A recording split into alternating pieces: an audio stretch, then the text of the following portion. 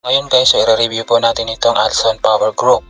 So as you can see guys, itong nakikita niyo po, so ito yung mga proof of withdrawal nila. So ito yung mga nakapag-withdraw po dito sa website na to or sa application na to. Mayroon nakapag-withdraw ng 230 pesos. Ayan, 151 pesos. Ayan. Ayan, na mayroon nakapag-withdraw ng 213 pesos. At 285 pesos yun. So yan, so make sure po na panoorin niyo po ito guys hanggang sa dulo po para malaman niyo po kung ano ang masasabi ko po dito sa application na to. Explore natin itong application na to kung ano ang dapat natin malaman dito sa application na to. So, mag-intro muna tayo guys.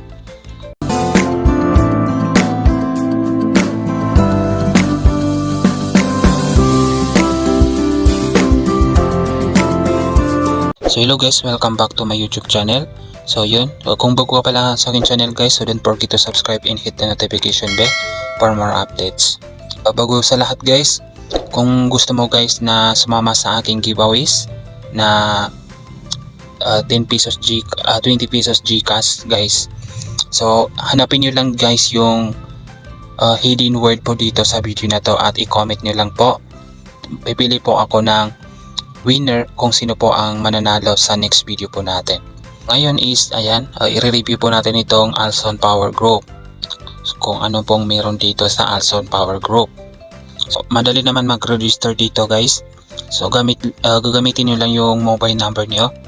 Kailangan active po yan kasi magsisend sila po ng OTP and then dito nyo po ilalagay yung OTP. At actually guys is automatically po yan na malagay dito yung OTP and then ayan, gagawa kayo ng password niyo ng 8 characters or 8 digit number. And then pagkatapos, click niyo itong register now. And then pagka-click niyo po yan, so ito po yung lalabas dito sa trade password. So, i-click niyo po ito guys. So ayan, magsisend sila ng OTP and then automatically na malalagyan po yan. Maitatype dito yung OTP niyo. And then dito sa trade password is kailangan natin ito. Magagamit natin ito sa pag-withdraw natin. So make sure po natin na i-reminder po natin. Mga 6 digit po yan or 6 characters po yung trade password natin. And then click nito yung update trade password. Ayan, so mag-sign in muna ako dito. So ayan, so, paka-login nyo po dito. So ito yung lalabas po dito. So as you can see guys, hindi po ako nakapag-recharge po dito. Ibig sabihin itong application guys or itong website na to, so kailangan natin dito mag-deposit or mag-investment. So para po makapag-deposit po tayo, so i-click natin itong recharge. Ayan, meron sila po ditong app na pwede natin i-download.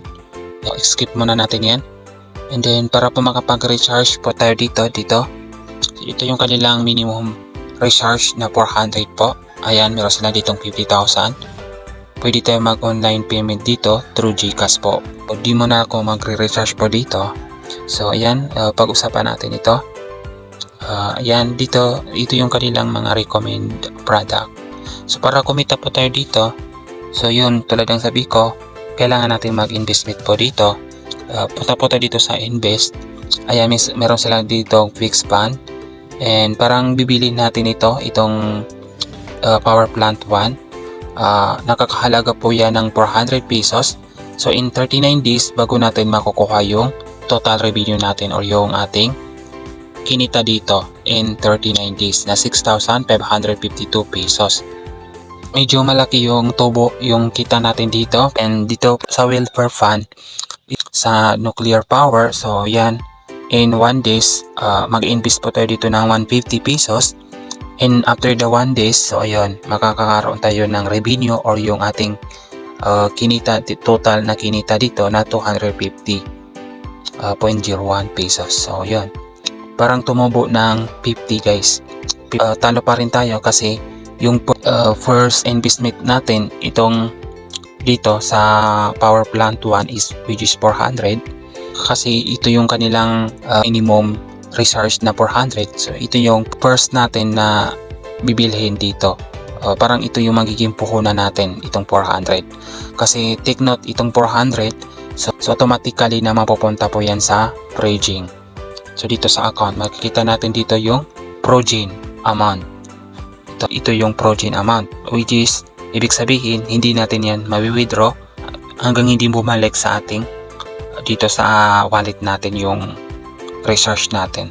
So I think babalik po yan pagkatapos po ng ito in 39 days. After the 39 days, so babalik po yan sa wallet natin. So tsaka natin mawi-withdraw yung itong kinita natin. Yun. Kayo na po bahala kung kayo ay magre-rest po dito. Kasi hindi natin alam kung kailan paying itong application na to or ito. So ayan, marami po tayo pagpipilian dito. Kayo po bahala dito kung malaki yung i-invest nyo dito. Siyempre kung malaki yung invest nyo dito is malaki yung tubo na makukuha nyo dito. Katulad po itong 4,000 pesos. In 2 days, so meron kayong 8,000 pesos. So yun, malaki po yan, malaking halaga po yan.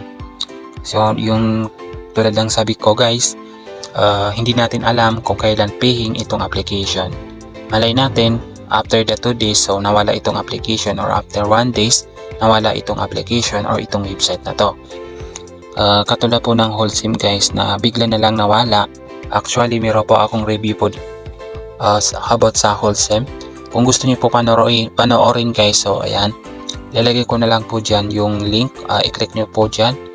So ayan, para po makaroon kayo ng idea sa Holcim, kasi makapareha po sila ito. Pare-pareho po sila ng yung process kung paano tayo kumita dito. Meron sila mga activity fund sa VIP1, so Hero Olympic Gift.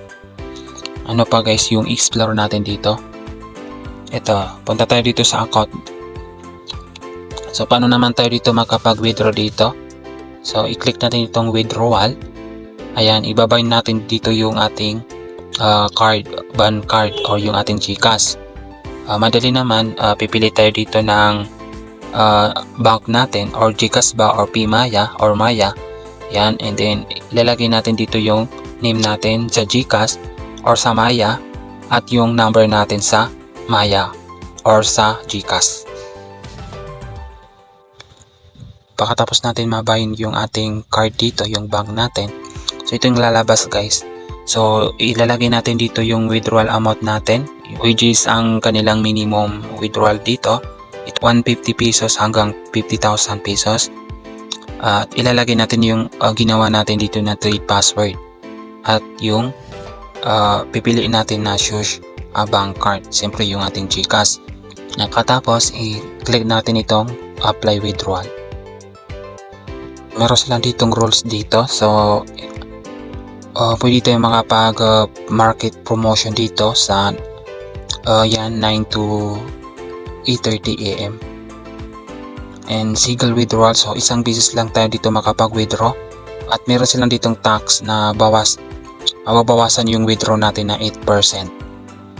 Let's say example, nag-withdraw tayo ng 150 pesos dito. So meron po yung bawas na 8%. Ika-calculate nyo po yan, so 150 times 8%, kung ano pong lalabas, yun po ang ma-withdraw nyo. So back natin guys. So ano pa na ayan, meron sila ditong kung gusto natin mag-invite dito, so dito sa team, click natin dito sa team. Ayan, kung gusto natin mag-invite dito, kapag mayroon tayong na-invite dito na 5 person or 5 friends natin, so mayroon tayong 100 pesos po. So dito, ang sabi nila dito, kapag yung na-invite natin nag-upgrade ng VIP1 or above, so meron tayong marireceive na 100 pesos po na magiging reward natin. So yan, dito pala sa kanilang pag-invite, so meron tayong tinatawag nila ng team. Meron tayong 36% na total commission rate. Ibig sabihin, kapag nakapag-invite tayo, so mapupunta po yan sa level 1. And yung na-invite natin sa level 1, itong level 1 nakapag-invite naman ng person or nakapag-invite naman, so yun ang mapupunta sa level 2. So yun, magiging commission natin is 2%. Dito sa level 3 is yung level 2 naman, nakapag-invite naman, so yun, mapupunta sa level 3. So mayroon tayong commission rate na 1%. So ganun po yun. Sa level 1, 33% yung commission natin. So kung gusto natin mag-invite dito, so madali naman guys, so ika-copy link natin ito, copy invitation link, so pwede natin yan i-share po sa ating mga social media o sa ating mga platform. So ayan, meron sila ano pa guys, meron sila ditong help center na pwede tayo makapag-message po sa kanila. At ang masasabi ko po dito, kung kayo po ay mang-uutang para po makapag-invest dito, so wag niyo po yan gawin guys. Kasi yes, pwede tayo makapag-risk dito kung meron tayong budget. Kasi kung yung i-risk natin dito or yung ating i-invest dito is gamit yung ating savings, kasi gusto natin tumubo po yun, so yun ang wag natin subukan, kasi hindi natin alam itong application na to kung kailan pihin o kailan mawawala itong application. Mabuti na pinanood nyo po ito para po magkaroon po kayo ng idea kung ano po ang meron dito sa website na to na Alson Power Group. So yes, ngayon po is legit po ito guys, pero may time po na mawawala po ito. Yun, hindi natin alam kung kailan po. So yun lang po. Kung di ka pa nakapag-subscribe sa akin YouTube channel, so mag-subscribe ka na po guys, and pindutin mo na rin ang notification bell for more updates. So maraming salamat po sa panonood, and God bless to all.